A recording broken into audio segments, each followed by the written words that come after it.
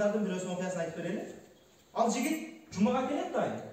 Cuma'ga kelет da sizde okşoylu barız okşop Cuma'da imamdın masala kılganın vaazlar nasihatlарын ugar.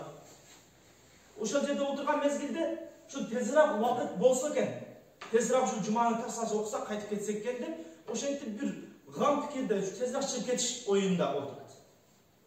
Anam Cuma okup bütkөндөн кийин үйүнө барса, үйүндө аял сурайт. Мечитте кандай насихат, кандай вааз, кандай масала кылынды дейт. Анан алып уккан жок, көңүл да бурган жок имамдын сөзүнө. Балки телефонду карады, аны карады, буну карады, тезирак эшикке чыгып кетишти каалады. Анан эч нерсени айта алган жок. Аялдын алдында эмне болду? Мен Жумага бардым деп барды эле да үйүнөчү. Жумага бардым деп барса, эмнени масала кылды деп эч нерсени айта алган жок.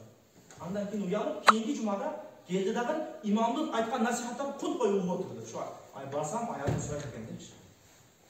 Кун коюп угуп отуруп, имамдын баардык айткан насихаттарын укту. Анан кайра барып, аялы сураган мезгилде дагы кийинки барганда дагы Жумага бардым деп барганда, эмне масала кылды, эмне насихат кылды десе, мына маселелерди, мына насихаттарды кылды. Жанагы аял ошол жерде жана имамдын эмес, күйөөсү имамдын сөздөрүн айтып барса, ошону угуп дагы бир жүрөгүнө бир имамдын нуру кирип, жүрөгү бир таскин таап ибадатка бекем боло баштады дейт. Ар дайым Жумага келет эле, имам насихат айткан насихаттан аялдан айтып барат. Ошентип айтып жанагы аялы хиджаб оронду, 5 вакыт намазын калтырбай бир салих аялдардын катарына кошулган.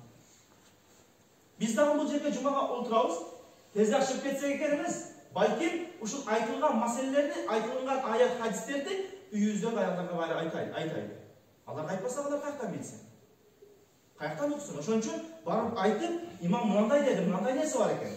Мына хадистерди дагы кулаңыздарга алтын сырга ушул хадисти айтып барыңыздар. Мүмкүн иншалла азыркы учурдагы бузукулуктар, азыркы учурдагы айрыкча аялдардагы жарымжыланыштануу маселеси жоголуп калса кандай?